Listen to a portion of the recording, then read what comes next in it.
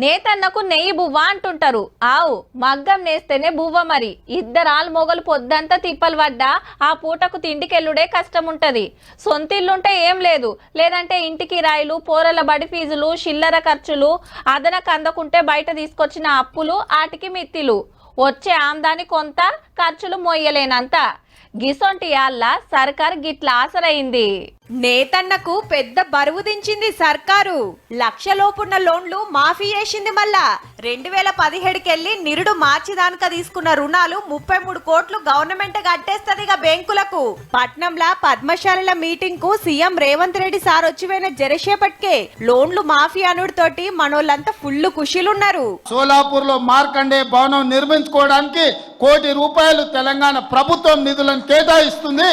రైతులకు బ్యాంకుల బాకీలు కట్టినట్టే మాయిగిన తీరుస్తే బాగుంటదని నేతన్నలు అడిగితే సర్కారోళ్ళకు సుత వాజివే అనిపించిందట.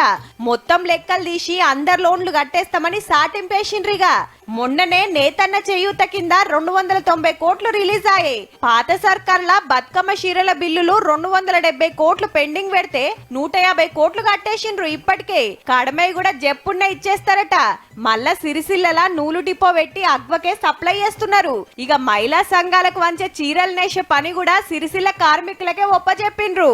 ఇక ఇప్పుడు లోన్ల మాఫీ తోటి ఇట్లా ఫాయిదా.